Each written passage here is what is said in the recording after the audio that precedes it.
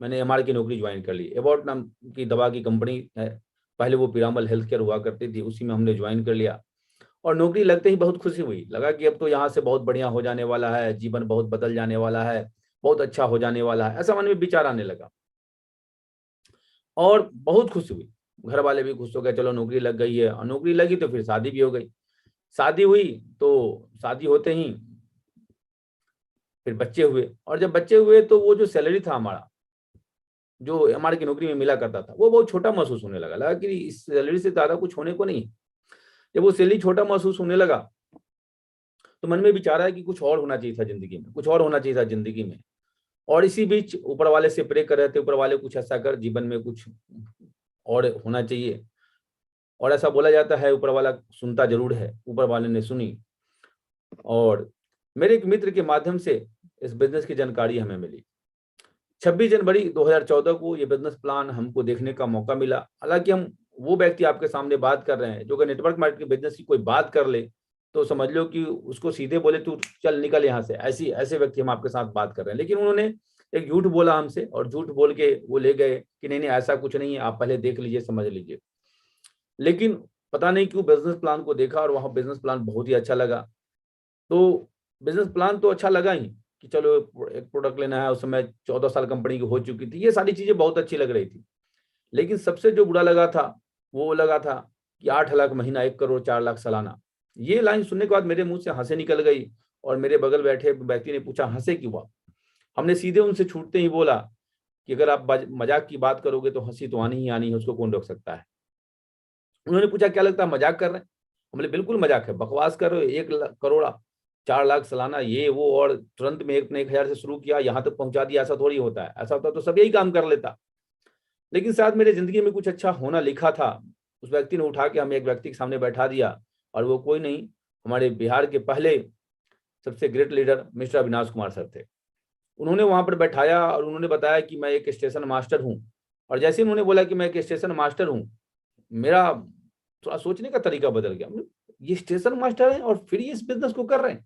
मेरा सोचने का तरीका ही थोड़ा बदल गया कि ये कैसे हो सकता है कि स्टेशन मास्टर इतना अच्छा सेटल लाइफ, और वो व्यक्ति इस बिजनेस को कर रहा है, आलतू फालतू काम कर रहा है। और उन्होंने बताया कि देखो सुब्रकांत जी, मेरा ये 1 महीने का चेक है, और वो 1 महीने का चेक सर का आई थिंक याद था 30-35 हजार महीने का था शायद। और 2-2.5 साल उनका इस बिजनेस में गुजर चुका था। उनको देखने के बाद थोड़ा सा भरोसा हुआ, थोड़ा सा यकीन हुआ, और उसी यकीन के साथ हम घर पे पहुंचे। और सबसे पहले तो एक ही थॉट आया सब देखने के बाद कि ऐसा कैसे हो सकता है, एक सूट लेने दे लो, कुछ दिन काम कर लो और महीने का 8 लाख आने लगेंगे, ऐसा कैसे हो सकता है। लेकिन उनके थोड़ा सा समझाने के बाद, थोड़ा सा बताने के बाद थोड़ा सा यकीन हुआ, उसी यकीन के साथ हम घर पे पहुंचे। और मन में फिर आया थॉट उनसे मिलने के बाद कि करके देखते हैं, सामान ही तो लेना है, पैसा देंगे सामान मिल जाएगा, जाता तो कुछ नहीं, करके देखते हैं। फिर घर पे पहुंचे तो मैडम का विरोध हुआ कि नहीं नहीं आप एमआर की नौकरी करते हैं, पहले से ही आप बहुत परेशान हैं, इस तरह के काम में पड़ना नहीं है, बहुत सारी बातें मैडम ने की। अब अंत में ये हुआ कि मैडम के मना करने के बाद मेरे भी मन में विचार आया कि छोड़ो यार क्या करना। लेकिन फिर मन में बार बार अविनाश सर आ रहे थे कि एक स्टेशन मास्टर हो के इस बिजनेस को कर रहा है, बिजनेस में कुछ तो सच्चाई होगी। ये बात बार बार माइंड में चला जा रहा था। फिर मैंने मैडम को समझाया कि देखो जाता तो कुछ है नहीं, पैसा देंगे बदले में सामान आ जाएगा, करके देख लेते हैं। तो मैडम फिर मान गई। और फिर इस बिजनेस को के बारे में हम रात में सोचना शुरू किए कि इस बिजनेस को हम करके देखते हैं। तो बार बार एक ही विचार आता था कि नहीं हुआ तो, नहीं हुआ तो, नहीं हुआ तो, और जवाब एक ही था कि तू एमआर है एमआर रहेगा, तू एमआर है एमआर रहेगा, तू एमआर है एमआर रहेगा। लेकिन गलती से उसी रात में एक और विचार आया, अगर हो गया तो इसका जवाब था आने वाले कई पीढ़ियों का इंतजाम यहाँ से हो जाएगा। और इसी जवाब की वजह से 27 जनवरी 2014 को हमने इस बिजनेस की शुरुआत कर ली। जब बिजनेस की शुरुआत करते हैं तो कुछ बाधाएं भी आती हैं जो अपलाइन और सिस्टम मिलकर दूर करते हैं।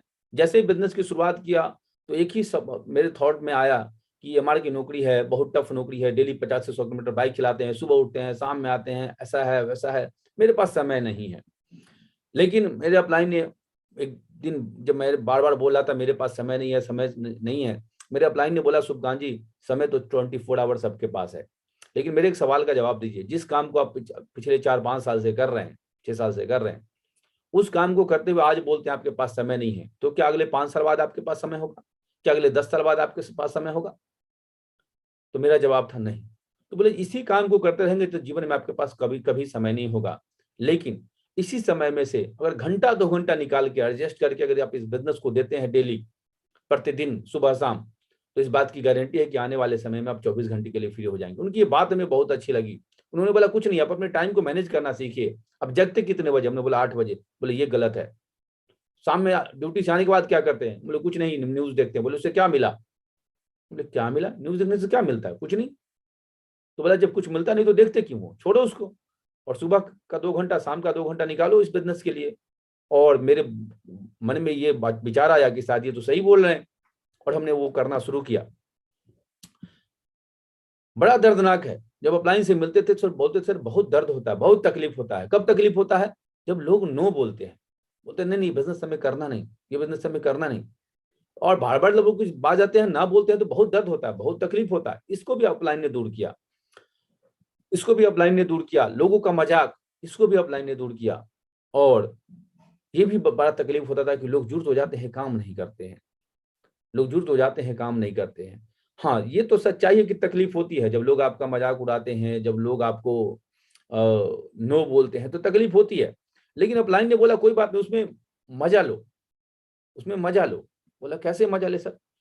तो उन्होंने बोला, एक फॉर्मूला बताया मजा लेने का। बोला दर्द मत लो, मजा लो। लोग तो ना बोलेंगे, बिजनेस का नेचर है, लोग मजाक उड़ाएंगे, नेचर है बिजनेस का, उसके लिए परेशान होने की जरूरत नहीं है।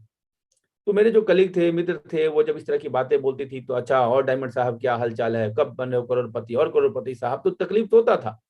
जब लोग बोलते थे लोग, तकलीफ तो होता था। लेकिन नो को हमारे एक अपलाइन ने बताया कि नो डायमंड बनने की मशीन है, बनाने की मशीन है। बोले नो डायमंड बनाने की मशीन कैसे हो सकती है? बोले यस, नो डायमंड बनाने का मशीन है। बोले ये कैसे बात कर रहे हैं सर, नो डायमंड बनाने का मशीन कैसे हो सकता है? बोला कुछ नहीं, मैं जो बोलता हूँ आप कर लो, और यकीनन आप डायमंड ना बने तो फिर हमको बोलना। हमने बोला बताइए सर। उन्होंने बोला कि जाओ किराने दुकान से 2x2 का एक कार्टन ले आओ। हमने उसका क्या करना है? और उस पर एक पेपर लगा दो और चिपका के उस पर लिख दो डायमंड बनाने वाली मशीन। बोले ये कैसे हो सकता है? कार्टून लाया, डायमंड बनाने की मशीन, समझ में नहीं आ रहा क्या बोलना चाह रहे हैं। बोले जो बोला उसको करो आप। कार्टून लाओ, उस पर चिपका दो डायमंड बनाने वाले मशीन, और घर में किसी टेबल के कोने पे रख दो। और जैसे ही कोई नो बोले आप लाके उसमें डाल देना, उसका नाम लिख के। जैसे ही कोई नो बोले फिर उसमें डाल देना, जैसे ही कोई नो बोले फिर उसमें डाल देना, जैसे ही कोई नो बोले फिर उसमें डाल देना। और ऐसा करते करते करते इस बात की हम गारंटी दे रहे हैं आपको कि आपका वो डायमंड बनाने वाला मशीन जो आपने लाया है, वो कार्टन जो आपने रखा है, वो भरेगा नहीं, लेकिन उससे पहले आप डायमंड जरूर बन जाएंगे। तो उस दिन से नो को हमको लगा कि जितना जल्दी नो, ज्यादा से ज्यादा नो सुनने को मिले और जितना जल्दी वो कार्टन भर जाए, ये बात हमको बहुत समझ में आई। हालांकि हमने कार्टन तो नहीं लाया, लेकिन ये बात हमको समझ में आ गई कि नो यहाँ डायमंड बनाने की मशीन है, नो से घबराना नहीं है। ये बात मेरे माइंड में फिट हो गया। लोग मजाक करते थे, काम नहीं करते थे, या लोग जुड़ते नहीं थे, तो उसके लिए भी एक अपलाइन ने का हमने कहीं सुना था। बोला कि जब कोई नो बोले, कोई मजाक उड़ा तो मजे लो। बोले मजा कैसे लो, उसमें तो दर्द होता है, तकलीफ होता है। बोला नहीं मजा लो उसमें। बोले कैसे मजा ले भाई? तो बोला देखो, जब किसी को प्लान दो और वो ना जुड़े, फॉलोअप करो, ना जुड़े तो मुस्कुराओ। बोले मुस्कुराए कैसे? ये सोच लो कि या तो उसका दिमाग खराब है या तो उसका किस्मत खराब है। बोले ये कैसे हो सकता है? लेकिन जब दूर से हमने सोचा तो बोले बात तो सही बोल रहे हैं। एक बार की बात है, हमने ऐसे मुस्कुरा दिया। तो बोला मुस्कुराए क्यों ऐसे आप? बोले नहीं नहीं, एक बात अपलाइन की याद आ गई थी। बोला अपलाइन की बात याद आ गई थी? तो बोला क्या बताओ?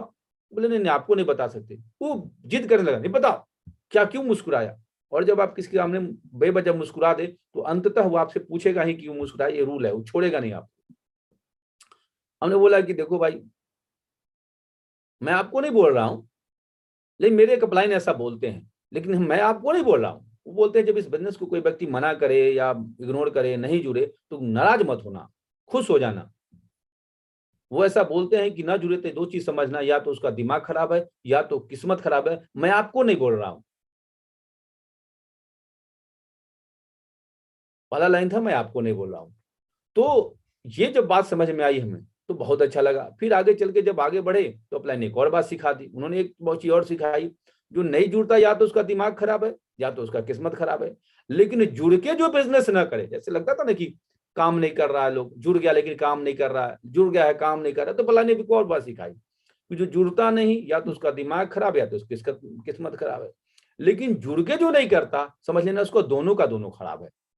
तो जो जुड़ के भी कोई नहीं काम करता था तो ज्यादा तकलीफ नहीं होती थी, हम लग जाता था इसका दोनों खराब है चलो हटाओ, कोई बात नहीं, इसका दोनों खराब है चलो हटाओ, तो मन को एकदम शांति मिल जाती थी। हालांकि प्रयास तो अपना करते ही रहना पड़ता है। और इसी बीच जैसे हमने इस बिजनेस की शुरुआत की, पहला मेरा जो साथी था, जो इसके साथ कभी हम एक यही कंपनी में काम करते थे, उसको हमने कॉल किया कि दोस्त ऐसा सब बिजनेस ज्वाइन किए हैं, ये हुआ है वो हुआ है।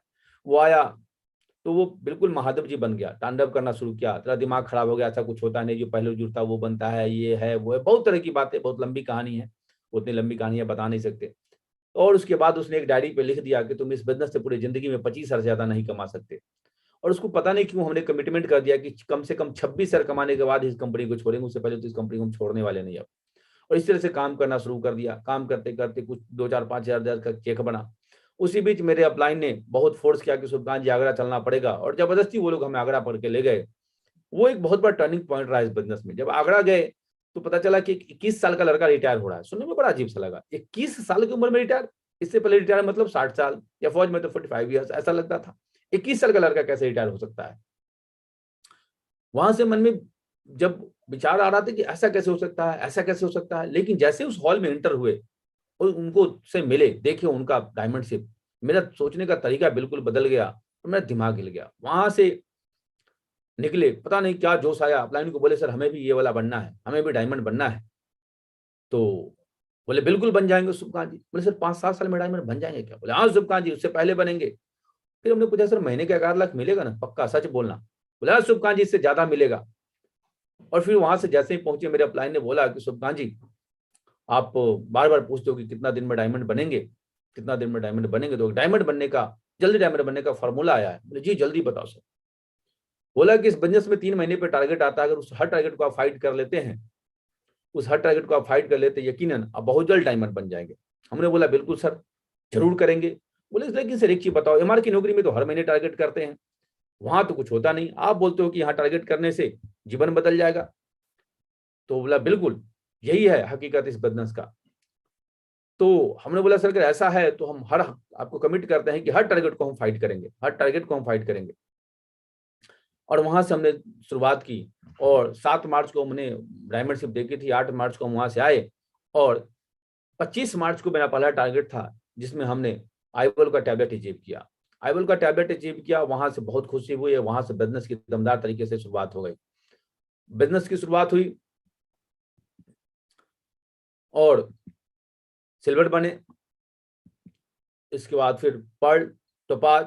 पर्ल बनने के बाद एक बार बिजनेस फिर से लड़खड़ाया, लेकिन बहुत जल्द ही उसको हमने रिकवर किया। अपलाइन के सपोर्ट से, सिस्टम के सपोर्ट से बहुत जल्द रिकवर हुआ।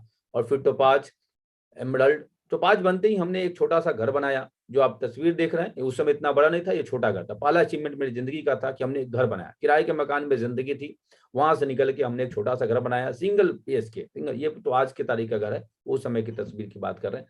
सिंगल बीएचके हमने एक घर बनाया, और वहां पे किराए के मकान को छोड़ के हमने शिफ्ट किया। फिर दूसरे अचीवमेंट मेरी जिंदगी में आया, जो कभी हमने सोचा नहीं था मेरे जिंदगी में।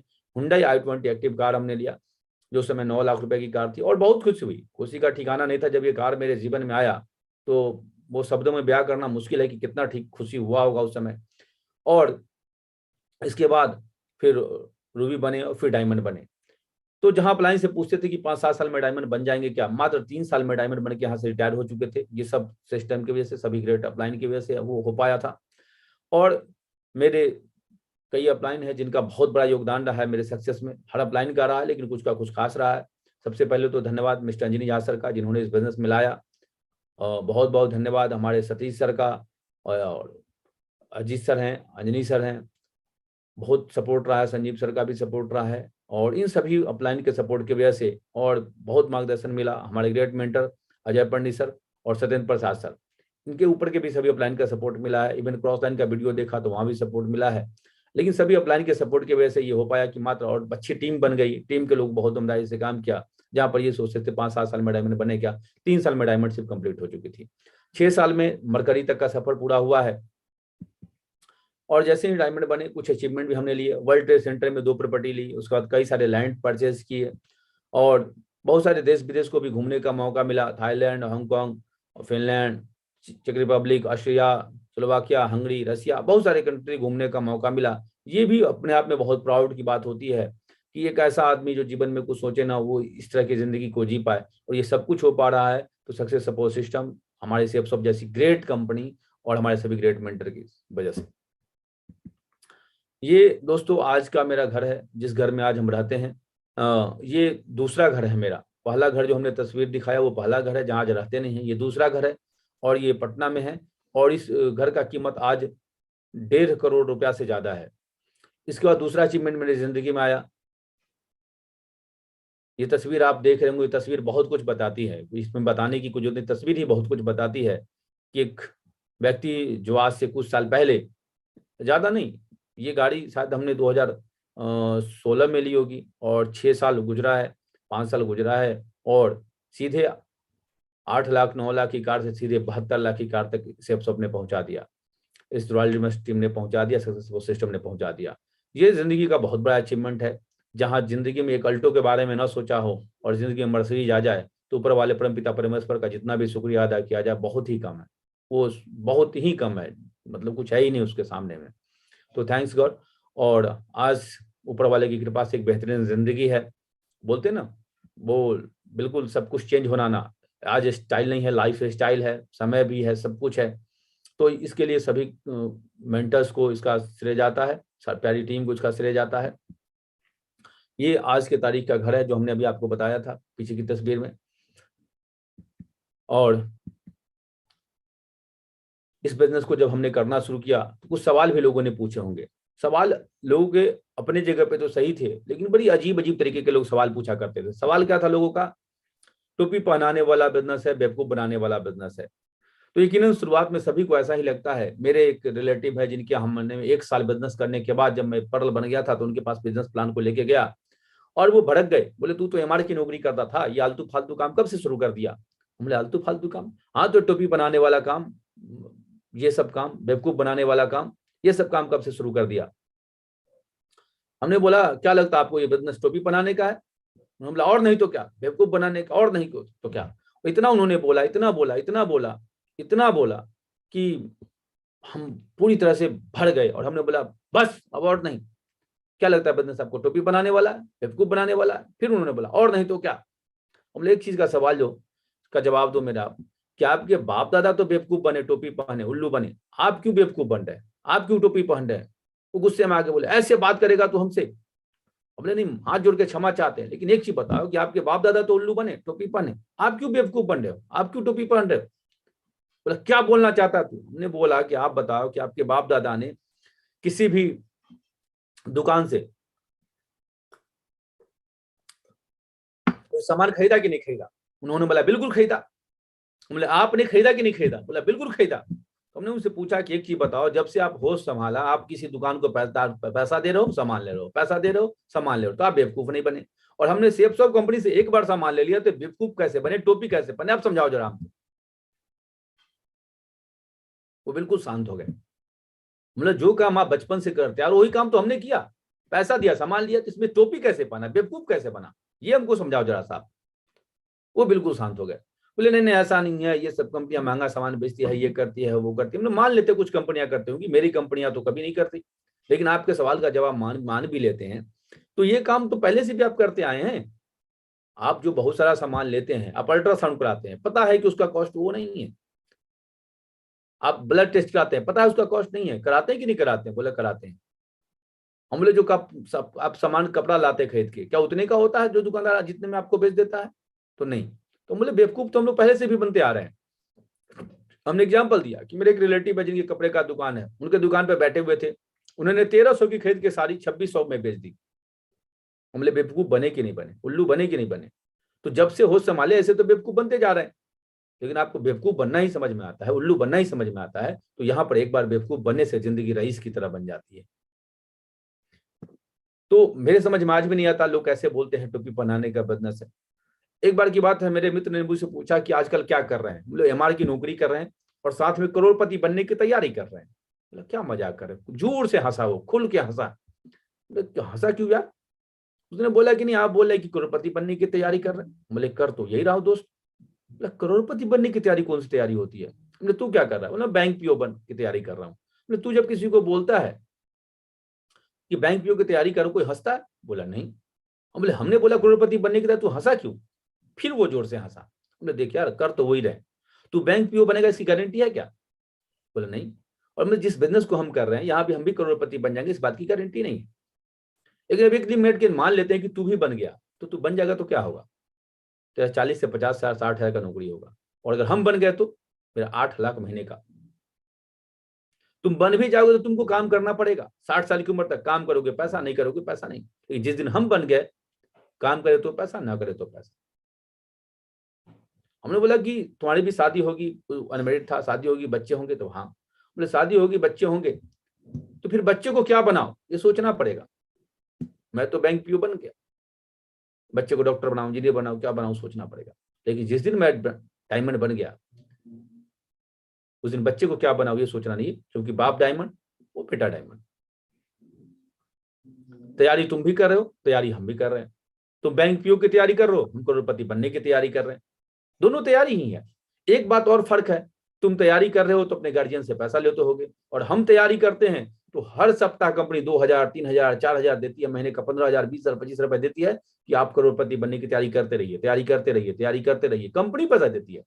अमूमन जब आप कहीं पढ़ाई करने जाते हैं अपने गार्जियन से पैसा लेते हैं, लेकिन यहाँ आप जब करोड़पति बनने की तैयारी शुरू करते हैं तो यहाँ पे कंपनी पैसा देती है। आप जो मेहनत करते हैं उसका 2,000 4,000 5,000 हर महीने हर सप्ताह आपको मिलता है, जिससे आप करोड़पति बनने की तैयारी करते हैं। हमने बोला तैयारी तुम भी करो, तैयारी हम भी कर रहे हैं। गारंटी तुम्हारे भी नहीं, गारंटी मेरी भी नहीं। साल 2 साल चलता है, ऐसा लोग बोलते थे पहले, 6 महीने साल भर बाद नहीं दिखेगो, 2 साल बाद नहीं दिखेगो। लेकिन आपको बता जान के बहुत अच्छा लगेगा कि कंपनी के 22 साल हो चुके हैं, लेकिन आज भी लोग आपको यही बोलेंगे, साल 2 साल से ज्यादा चलता नहीं। लेकिन दुर्भाग्य की बात है कि ऐसे लोगों का जो सवाल है आज तक नहीं बदला।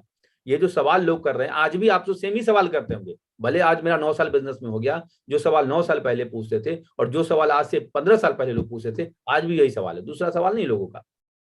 कोई करोड़पति बनता नहीं, ये भी लोग पूछेंगे, ये भी हमसे पूछते थे, कोई करोड़पति बनता नहीं। इसके बाद बोलते थे इतना आसान थोड़े ही है, सब थोड़े बन सकता है, ऐसा बोलते थे लोग। मेहनत बहुत लगता है। एक बार की बात है, मेरे एक अपलाइन थे और उन्होंने एक व्यक्ति से हमें मिलाया, वो रेलवे में थे इंजीनियर। उन्होंने बोला सुबकांत जी, उन्होंने बताया कि बहुत कम समय में डायमंड बनने वाले हैं, ये है वो है। उन्होंने बोला सुबकांत जी मेहनत तो आपने बहुत किया होगा। हमने छूटते उनसे एक सवाल पूछा कि सर बिल्कुल आपने कहा मेहनत तो बहुत किया होगा, लेकिन एमआर की नौकरी में मैं क्या कर रहा था सर? एमआर की नौकरी में मैं क्या कर रहा था? वहां तो 35-40 रुपए मिला करते थे। मेहनत तो वहां भी बहुत करता था, दिन रात धूप में बरसात में डेली 50 से 100 किलोमीटर बाइक चलाता था, तो मेहनत तो वहां ही कर रहा था। उन्होंने बोला सर मेहनत से होना होता तो वहां भी हो जाता, वो तो सब थोड़ी ही बन सकता है। अरे तो सब बन क्यों नहीं सकता? क्यों नहीं बन सकता?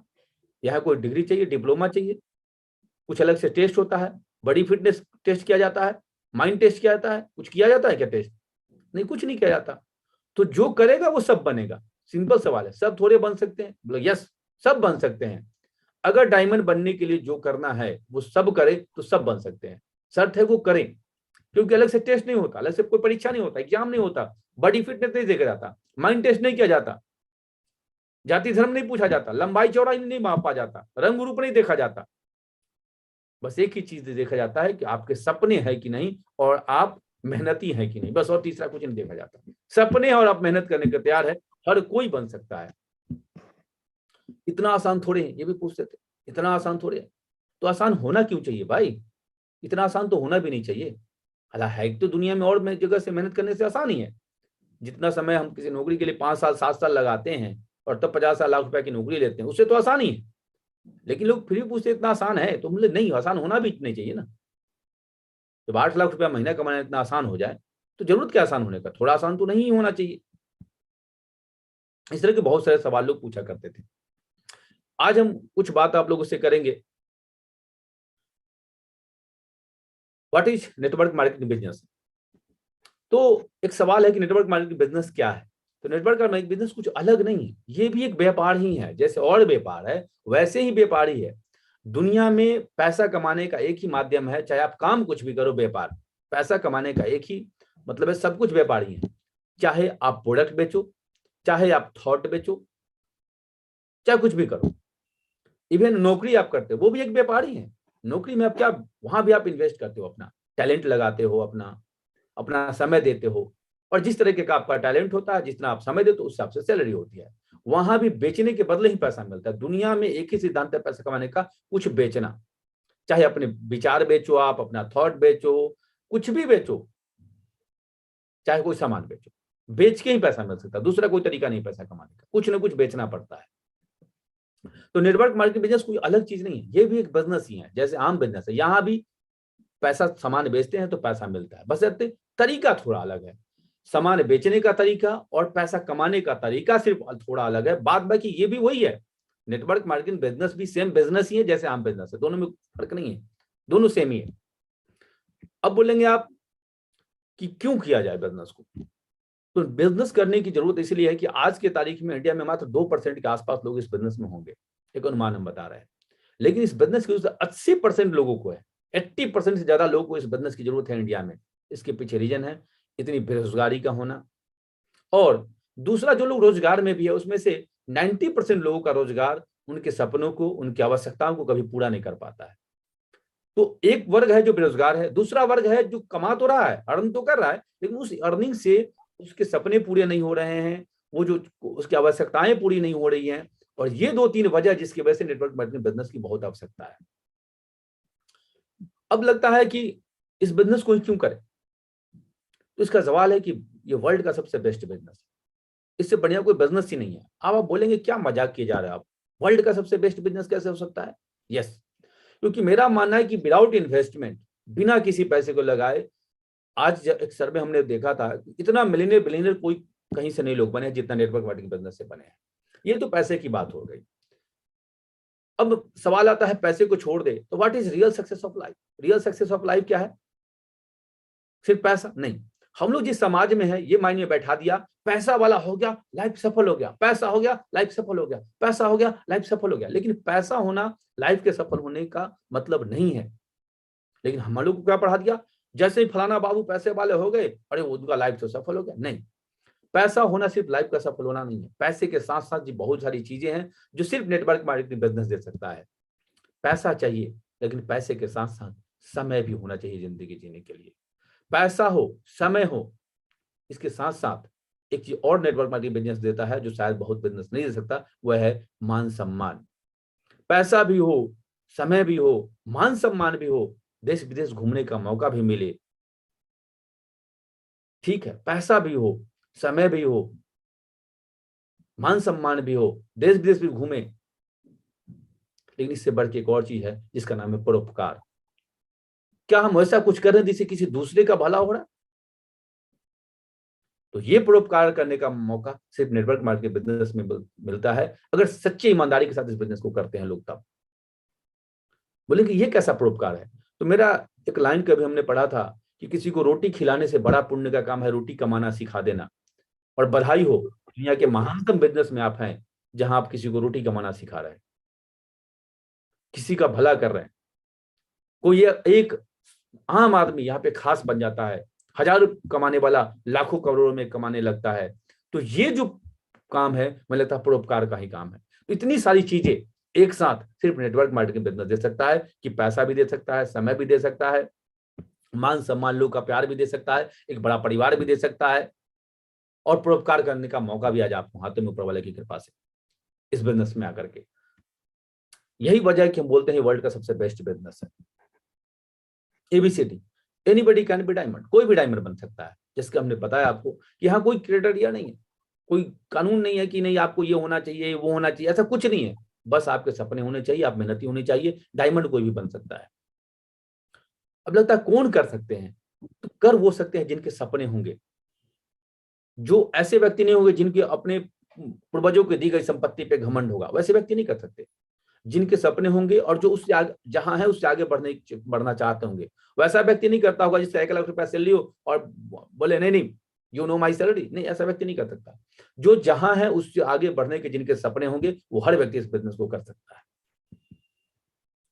व्हाट टू डू, करना क्या है और करना कैसे है, इस पर हम आगे बात करते हैं आपसे।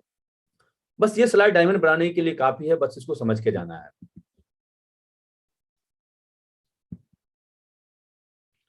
और जो भी इनको समझना चाहते होंगे इस बिजनेस में जरूर सफल बनेंगे।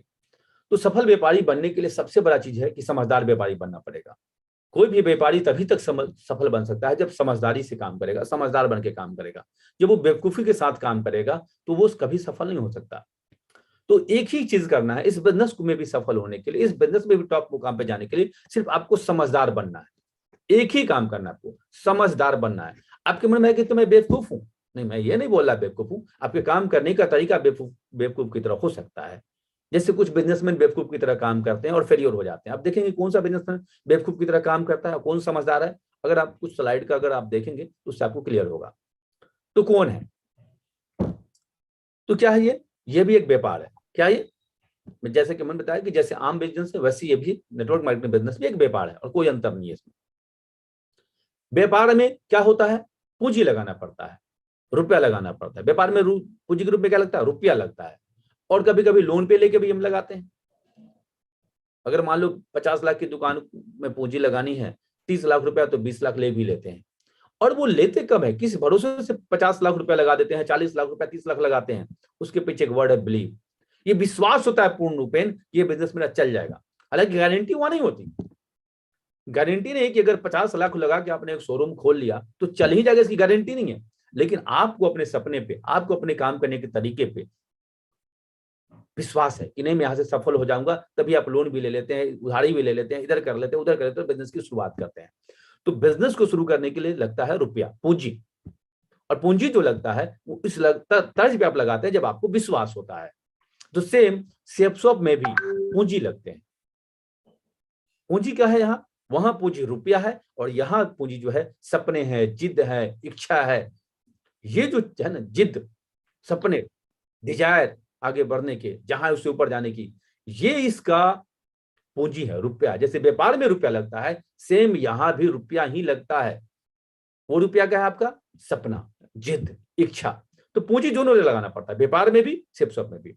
वहां भी विश्वास है तभी आप लगा रहे हैं, और यहां भी विश्वास होगा तभी आप सफल होंगे। यहां भी जिस दिन आपको विश्वास हो जाएगा कि नहीं इस बिजनेस से, सेफ शॉप कंपनी से मेरे सपने पूरे होंगे, मेरी हर इच्छाएं पूरी होंगी, और उसको पाने की जिद जिस दिन आप में हो जाती है, तो सिम है कि वहां भी विश्वास की जरूरत है और यहां भी विश्वास की जरूरत है। व्यापार में जब आप कोई भी व्यक्ति उद्घाटन करते हैं, उसका ओपनिंग करते हैं, तो सभी लोग को निमंत्रण देते हैं। जितने जानने वाले हैं उनको बुलाते हैं। जिस दिन ओपनिंग समारोह होता है किसी भी एजेंसी का, किसी शोरूम का, देखेंगे हजारों में लोग बुलाते हैं, लोग सैकड़ों में लोग को बुलाते हैं, अपने को, पराये को, सबको बुलाते हैं। क्यों? बस ये बताने के लिए कि हमने फलां दुकान खोला है, आप मेरे यहाँ से आना, ले जाना। और कोई मतलब नहीं है, मिठाई विठाई खिलाते हैं, बुलाते हैं। तो जब वो बुलाते हैं तो आप क्या देखेंगे, बुलाने के लिए कुछ तो लिस्ट बनाता होंगे वो, वहां भी लिस्ट की जरूरत बनती होगी कि फलाना फलाना व्यक्ति को बुलाएंगे और ये आएंगे हमारे उद्घाटन समारोह में, ये जान जाएंगे कि मेरे पास ये बिजनेस है, तो बार बार मेरे यहाँ आएंगे। तो वहां भी लिस्ट बनाते हैं वो लोग, तब जाके किसी को इन्वाइट करते हैं। और इन्वाइट ऐसा नहीं है कि आप वो खुद ब खुद पहुंचते, नहीं, वहां भी लोग को इन्वाइट करना पड़ता है। सर प्लीज मेरे आप ओपनिंग है फलाना दिन, आप आएंगे तो हमें बहुत अच्छा लगेगा, आप आएंगे तो मुझे बहुत अच्छा लगेगा, सर प्लीज आना सर। और यहाँ भी आपको क्या करना है, यहाँ भी लिस्ट बनाना, यहाँ भी लिस्ट चाहिए, सेफ शॉप में भी लिस्ट चाहिए। सेम जैसे वहां निमंत्रण के लिए 100 200 500 लोगों को बुलाते हैं, वो जैसे यहाँ भी आप ओपनिंग करते हैं दुकान का, जिस दिन साइन करते हैं, उद्घाटन करते हैं सेफ शॉप का, उस दिन आप लिस्ट बनाओ 100 200 लोगों का। सेम वैसे ही जैसे बाड़ी व्यापार में भी अगर छोटा सा किराना दुकान भी कोई खोलता है तो अपने 50 लोगों को बुलाता है, ओपनिंग समारोह, पूजा पाठ करता है भव्य तरीके से और सबको मिठाइयां खिलाता है। यहाँ भी कुछ नहीं करना आपको, यहाँ भी सेम लिस्ट ही बनाना है और लोगों को बताना है। आप सभी को बताना है कि ये समझदार है, ये बेवकूफ है। अगर एक सवाल हम पूछे कि मान लो कि कोई दुकानदार है 40-50 लाख रुपया लगा के दुकान का ओपनिंग किया और 3-4 दिन तक दुकान खोला, उसके बाद दुकान का शटर नहीं उठा रहा है, तो समझदार है क्या बेवकूफ है? आप बोलेंगे महाबेवकूफ है। तो ऐसा बेवकूफ आदमी कभी कामयाब होगा? लगा दिया 30 लाख रुपया दुकान में, 40 लाख रुपया, बढ़िया से उद्घाटन किया, ये समारोह किया, और उसके बाद दुकान का शटर ही नहीं उठा रहा, शटर उठा ही नहीं रहा, तो स्वाभाविक है कि आप बोलेंगे तो बेवकूफ है सर। और बेवकूफ है तो फेलियर होगा, और समझदार है तो सफल होगा। आपको दो ही बात समझना है, वो बेवकूफ है या समझदार है। अगर समझदार है तो कामयाब होगा, बेवकूफ है तो असफल होगा। तो बड़ा दुकान खोला, मॉल खोला, कुछ भी खोला, एजेंसी लिया, और उसके बाद वो शटर ही नहीं उठा रहा कल से, तो क्या हो जाएगा? असफल हो जाएगा। वैसे ही जो व्यक्ति सेफ शॉप को ज्वाइन किया, ज्वाइन तो कर लिया, लेकिन एक दो प्लान दिखाने के बाद तो फिर किसी को प्लान ही नहीं दिखा रहा, शटर उठा ही नहीं रहा अपना, 600 रुपये दुकान का शटर डेली उठा ही नहीं रहा, तो क्या है गोया वो समझदार तो नहीं है। तो जैसे दूसरे जगह पे दुकान का शटर डेली उठना जरूरी है, तो क्या होगा वो समझदार है। जो डेली शटर उठा रहा है क्या है, समझदार है। वैसे ही सेफ शॉप में भी जो डेली घंटा 2 घंटा ही सही अगर शटर उठा रहा है अपना अपने हिसाब से, घंटा 2 घंटा 4 घंटा जो उसके पास समय है, पर इसका शटर डेली उठा रहा है तो समझदार है, और समझदार ही बनेगा बड़ा व्यापारी। अगर करना है बड़ा व्यापार तो बनना पड़ेगा समझदार, अगर करना है बड़ा व्यापार तो बनना पड़ेगा समझदार। और जो डेली शटर उठाता है वो समझदार है, जो डेली शटर नहीं उठाता वो समझदार नहीं हो सकता, तो वो असफल ही होगा। अब मान लो कि वहां पर भी मूड नहीं है, हल्का सा तबीयत खराब है, बदन में दर्द है करके वो दुकान का शटर न उठाए, तो क्या बोलोगे, तो बड़ा बेवकूफ आदमी है, इतना पूंजी लगा लिया है, मूड नहीं है, हल्का तबीयत खराब है, अरे दुकान तो चला सकता है तू, इस कंडीशन में कोई शटर नहीं उठा रहा तो क्या है वो बेवकूफ है। वैसे ही इस बिजनेस में भी है, मूड नहीं है सर, प्लान नहीं दिखा रहा हूं, शटर नहीं उठा रहा हूं, तो बेवकूफी है वो। तो क्या है, समझदार क्या करेगा, हल्का फुल्का तबीयत खराब है, ज्यादा तबीयत खराब नहीं है, तो इसके वजह से वो दुकान का शटर नहीं गिरा के रख सकता, अपना नुकसान नहीं कर सकता। सिर्फ में भी ऐसी होती है। व्यापार में क्या होता है, एक टाइम टेबल होता है कि 9 बजे दुकान खुलेगी, रात के 9 बजे तक चलेगी। अब कोई दुकानदार ऐसा है कभी 12 बजे खोल ले रहा है, कभी 3 बजे खोल ले रहा है, कभी 2 बजे खोल ले रहा है, क्या लगता है वो सफल होगा कि असफल होगा, आपका जवाब होगा असफल होगा। क्यों, वो बेवकूफ है, क्योंकि दुकान का एक टाइम टेबल है, ग्राहक भाग जाएगा, 9 बजे का टाइम है तो 5-10 मिनट आगे उसको सुबह खोलना पड़ेगा, रात में बंद करना पड़ेगा। और जो दुकानदार अपने हिसाब से खोल रहा है वो क्या होगा, 100% बेवकूफ है। आप बोलेंगे यस बिल्कुल बेवकूफ है, आप बिल्कुल सही बोल रहे हैं, बेवकूफ है कि कभी 3 बजे दुकान खोल रहा है, कभी 2 बजे खोल रहा है, कभी 12 बजे खोल रहा है, कभी 9 बजे खोल रहा है, कभी ग्राहक उसके दुकान पे आएगा नहीं।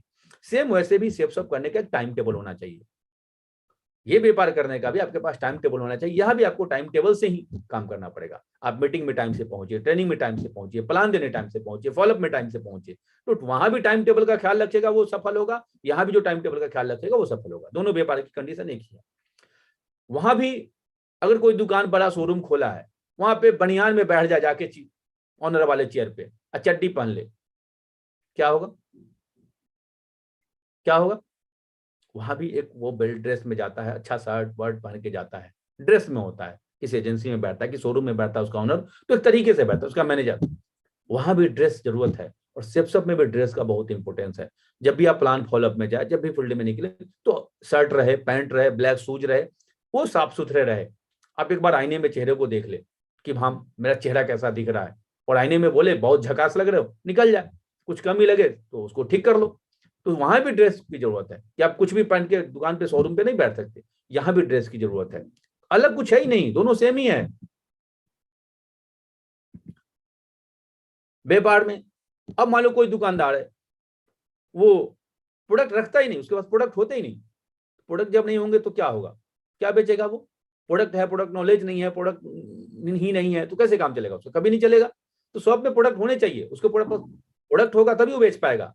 सेम इस बिजनेस में भी आपको प्रोडक्ट का यूज करना पड़ेगा, आपके पास प्रोडक्ट होने चाहिए, जो अपने रिटेल के प्रोडक्ट हैं वो आपके पास यूजर होने चाहिए, आप तभी आप किसी को इसके बारे में बता पाएंगे। बहुत सारे प्रोडक्ट हैं, इतने बेहतरीन प्रोडक्ट हैं, वर्ल्ड क्लास प्रोडक्ट हैं, और प्राइस भी इतने बेहतरीन है, हमारे जिसका कोई हिसाब नहीं। चाहे चाय पत्ती की बात करें, अभी साबुन की बात करें, पेस्ट की बात करें, A to Z दमदार प्रोडक्ट है। तो वहां भी अगर कोई प्रोडक्ट नहीं रखता, प्रोडक्ट की जानकारी उसको नहीं है, तो बेवकूफ है। और यहाँ भी अगर समझदारी कर दिखाना है तो प्रोडक्ट नॉलेज होना पड़ेगा, प्रोडक्ट रखना पड़ेगा हमको अपने पास, उसको यूज करना पड़ेगा। यहाँ भी आपको फोल्डर, बुक्स इत्यादि रखने पड़ेंगे। व्यापार में प्रोडक्ट का नॉलेज, अब मान लो कि एक दवा दुकान चला रहा है बंदा, और उसको उठा के आप कपड़े की दुकान पे बैठा दो, बहुत अच्छा चला लेगा कि नहीं चला लेगा। अब बोलोगे मजाक कर रहे हो सर, कैसे चला लेगा, बिल्कुल नहीं चला पाया, क्यों, उसको प्रोडक्ट का नॉलेज नहीं है। और फिर अगर एक कपड़े दुकान वाले को दवा की दुकान पर बैठा दो, वो भी नहीं चला पाएगा, क्यों, उसने नॉलेज नहीं लिया है। सेम वैसे ही हम आप जो भी काम कर रहे होते हैं अपने क्षेत्र के महारत होते हैं, इस बिजनेस में भी आपको प्रोडक्ट के नॉलेज और भी चीजें, प्लान कैसे करे, फॉलोअप कैसे करे, ये सब नॉलेज लेना पड़ेगा। वहां से तो हम आ तो गए, लेकिन इस बिजनेस को कैसे करें हमको सीखना पड़ेगा। तो व्यापार में भी प्रोडक्ट नॉलेज की जरूरत है, तभी व्यापार कर पाएगा, और यहाँ भी नॉलेज की जरूरत है। व्यापार में कोई बंदा ऐसा है जो लेन देन कर रहा है, उधार बाकी कर रहा है, तो स्वाभाविक है आप बोलेंगे सर वो तो बेवकूफ है।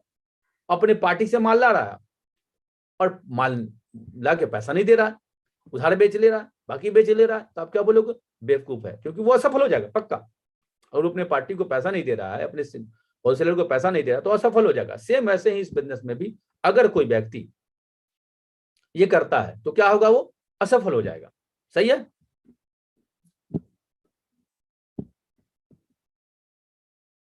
जहां भी ईमानदारी की जरूरत पड़ेगी, यस और नो, वहां ईमानदारी की जरूरत है, यहां भी ईमानदारी की जरूरत पड़ेगी।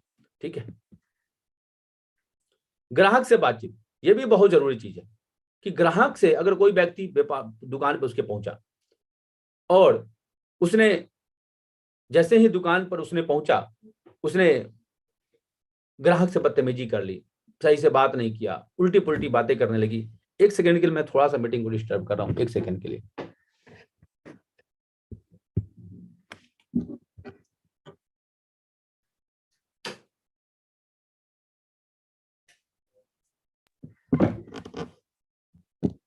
सॉरी। तो व्यापार में लेन देन या उधार बाकी करेगा तो बेवकूफ है और इस तरह से वो बर्बाद हो जाएगा। सेम शिफ्ट में भी कोई उधार बाकी करता है या इस तरह की बातें करता है, गलत काम करता है, तो इस बिजनेस में भी बर्बाद हो जाएगा। इसी तरह से ग्राहक से बातचीत में भी, व्यापार में जो व्यापारी ग्राहक से प्यार से बात करेगा, रिस्पेक्ट के साथ बात करेगा, उसके पास ग्राहक पहुंचेगा। लेकिन जो बदतमीजी करेगा उसके पास ग्राहक पहुंचेगा? कभी नहीं पहुंच सकता। तो वैसे ही इस बिजनेस में भी आपको रिश्ते को बहुत महत्व देना पड़ेगा। ये बिजनेस में भी सेम रिश्ता का बहुत जरूरी है। वहां भी ग्राहक से जैसे प्यार से बात कर उसके पास पहुंचेंगे ग्राहक, उस व्यापारी के पास पहुंचेंगे, और जो बदतमीजी करेगा, जो ग्राहक को रिस्पेक्ट नहीं देगा, उसके पास नहीं पहुंचेंगे, तो बर्बाद हो जाएगा। सेम ऐसे ही यहाँ भी अगर आप रिश्ते नहीं बना पाते हैं, टीम से, अपलाइन से प्यार से बात नहीं कर सकते, रिश्ता नहीं रख सकते, तो यहाँ भी आप बर्बाद हो जाएंगे। दोनों सेम है, दोनों में कोई अलग अंतर नहीं है।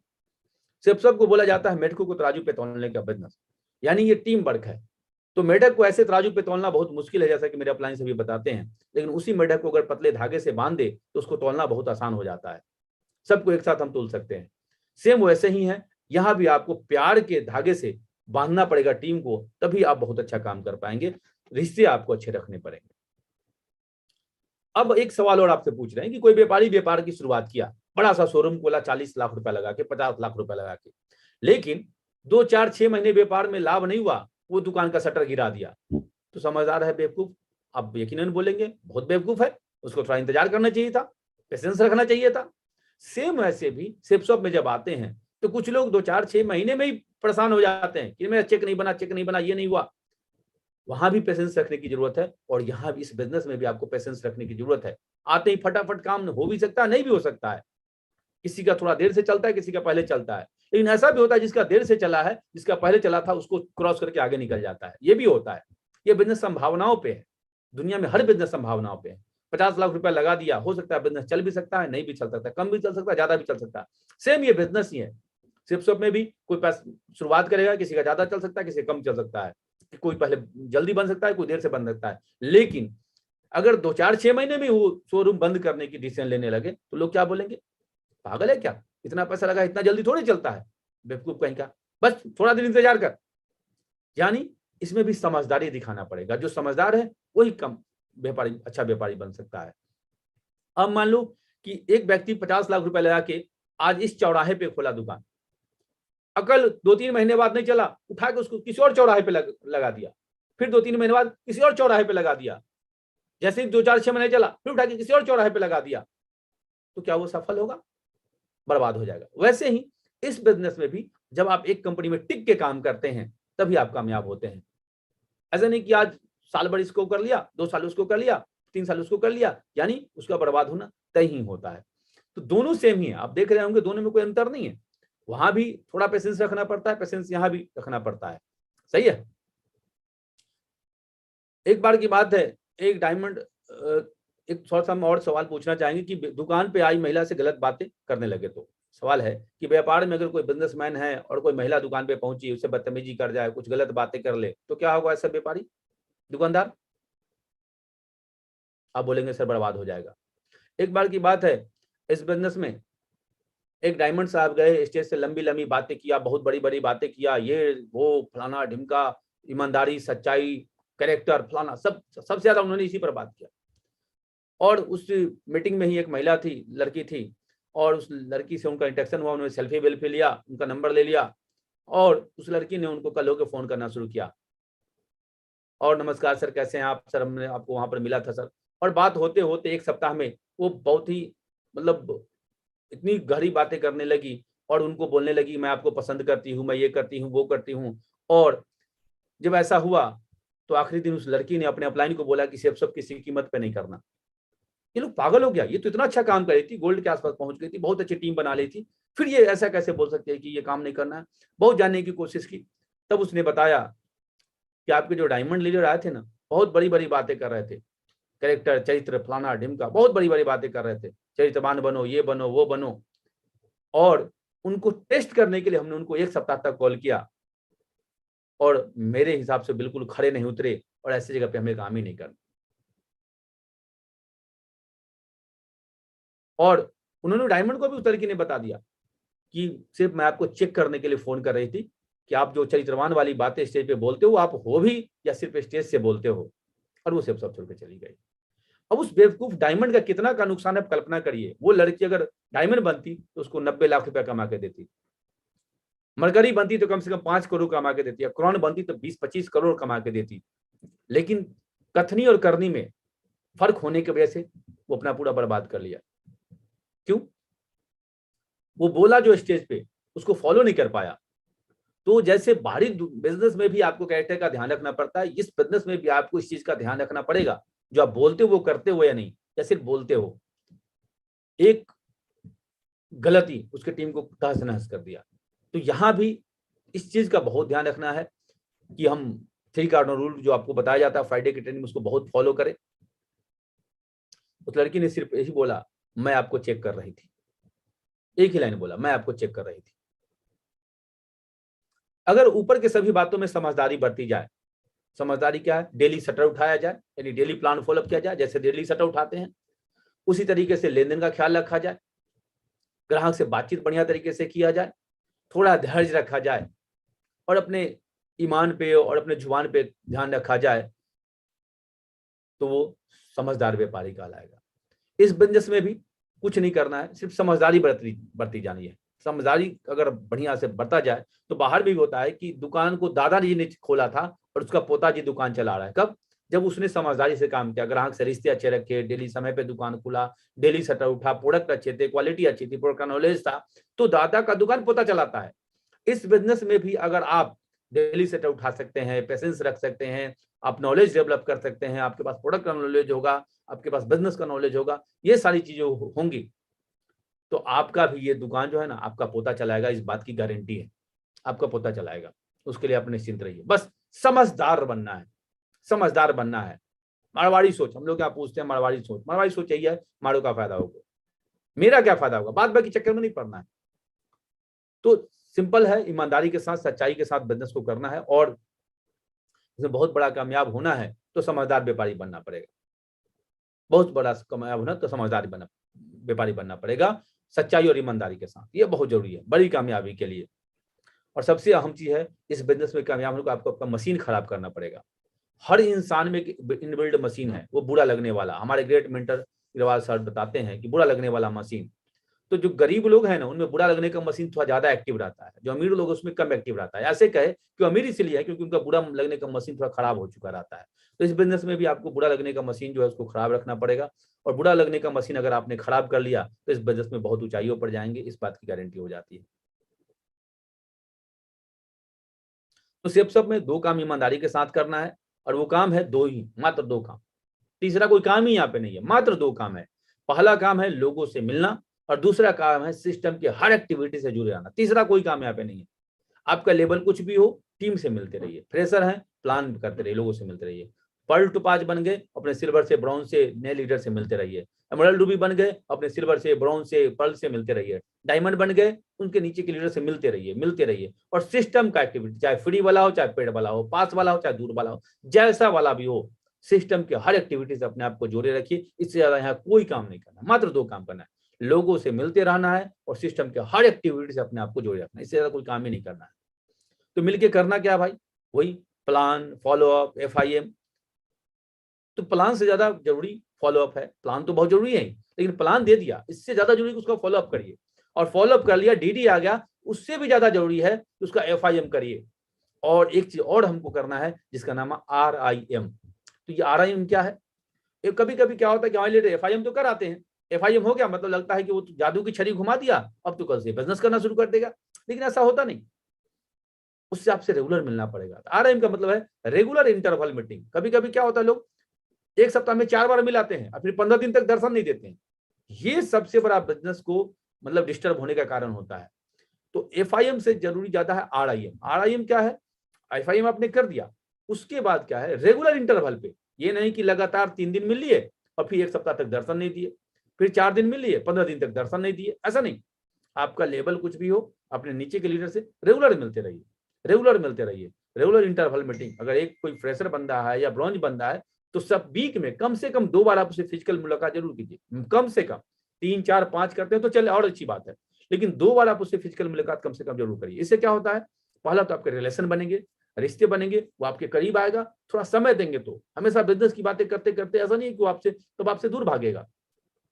तो रेगुलर इंटरवल मीटिंग बहुत जरूरी है। प्लान करिए, उससे ज्यादा जरूरी है कि उस प्लान का फॉलोअप करिए, उससे ज्यादा जरूरी है कि FIM करिए, और जिस बंदे का FIM किए हैं उसका RIM करिए। रेगुलर इंटरवल मीटिंग करते रहिए उसके साथ, रेगुलर इंटरवल मीटिंग करते रहिए।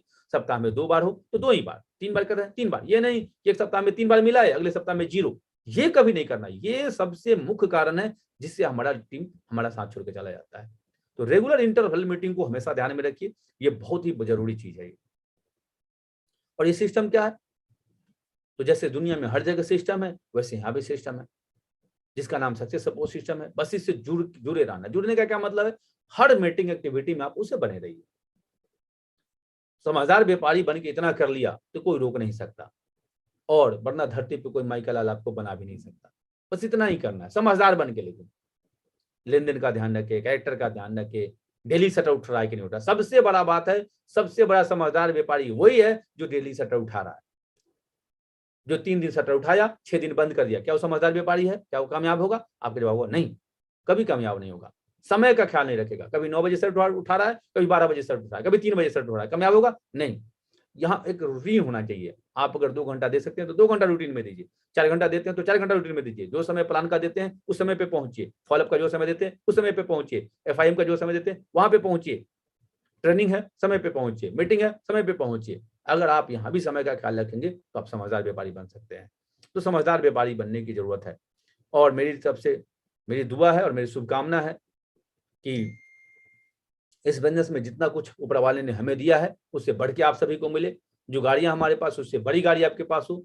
जो धन दौलत मेरे पास, उससे ज्यादा धन दौलत आपके पास हो। सब कुछ उससे ज्यादा आपको मिले, ऊपर वाला करे बहुत आपको भर भर के दे। लेकिन आखिरी विश्वास और एक और देना चाहता हूँ। ये आखिरी विश्वास मेरा ये है कि आपने जितना सपने में भी दूर दूर तक नहीं सोचा होगा, उससे लाखों गुना बेहतरीन जिंदगी यहाँ पर होने वाली है। बहुत ही लाजवाब जिंदगी यहाँ पर होने वाली है।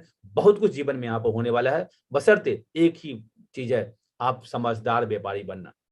समझदार व्यापारी बनना। अगर आप यहाँ पे दिखाएंगे समझदारी, तभी आप बनेंगे बड़े व्यापारी।